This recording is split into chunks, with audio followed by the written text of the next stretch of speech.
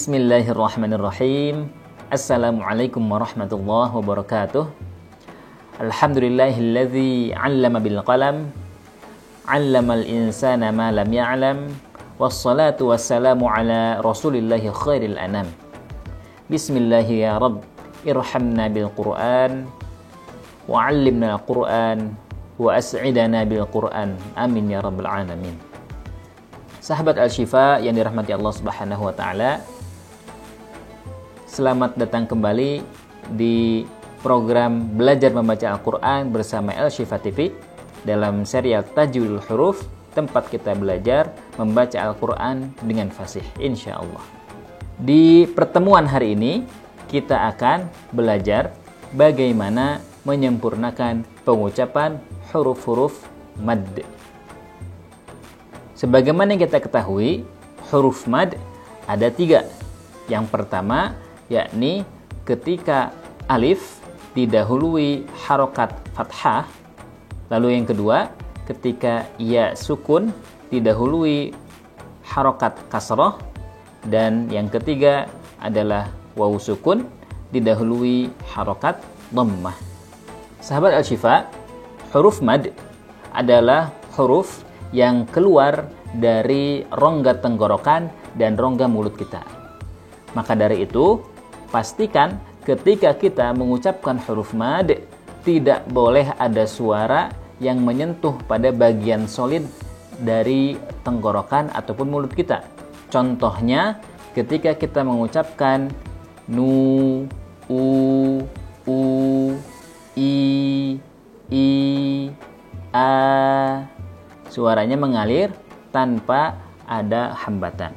Kemudian, berdasarkan sifat-sifatnya, ketika kita mengucapkan huruf mad, maka pastikan suara mengalir, nafas tertahan, dan bentuk rahang kita adalah bentuk rahang pengucapan huruf tipis.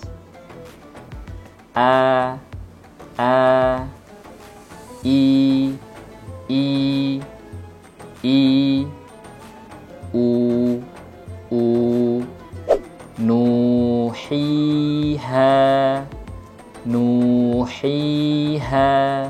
Namun, sahabat Al-Syifa, ada pengecualian untuk alif maddiyah. Khusus untuk alif, bentuk rahangnya bisa menyesuaikan.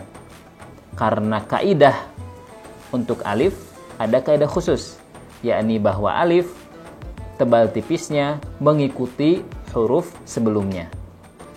Jika huruf alif didahului huruf yang tebal, maka ucapkan alif dengan rahang yang tebal.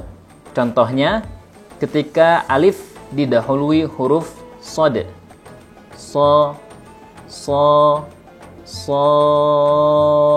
maka alifnya menjadi tebal.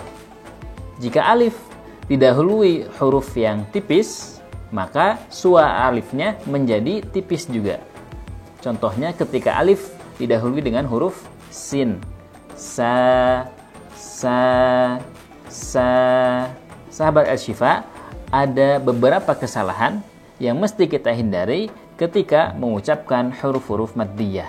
Yang pertama adalah tertahannya suara di akhir pengucapan huruf mad. Contohnya, ketika kita membaca ayat Sabbihisma rabbikal a'la, suaranya mesti mengalir dan diakhiri dengan hawa nafas. Jangan sampai justru diakhiri dengan suara yang patah atau seperti suara hamzah. Al-a'la, a'la. Nah, ini mesti dihindari. Contoh lain, ketika kita baca ayat wadduha, ha, jangan sampai pengucapan huruf mad ditutup dengan suara yang tegas. Ha, nah, tetapi ha mengalir sampai habis hawa nafas.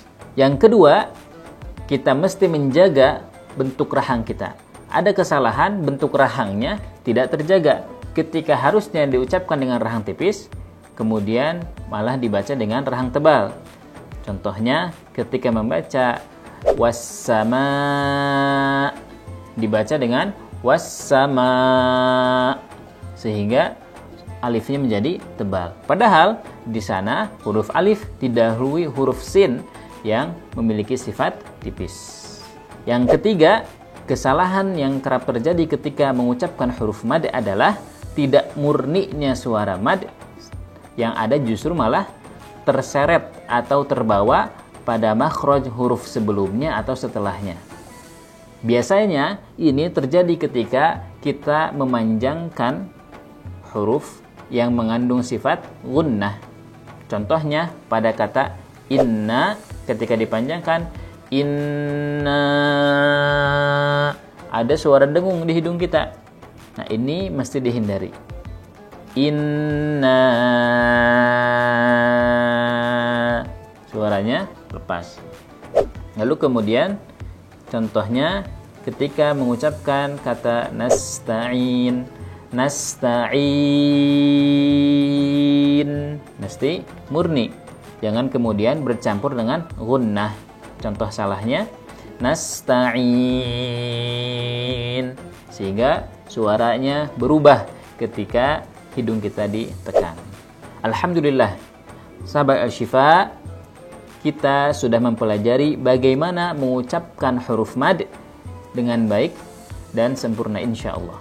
Semoga Allah Subhanahu wa taala memudahkan kita untuk senantiasa belajar dan mengucapkan huruf-huruf Al-Qur'an dengan fasih. Amin ya rabbal alamin. Sampai bertemu di episode selanjutnya. Semoga bermanfaat. Assalamualaikum warahmatullahi wabarakatuh.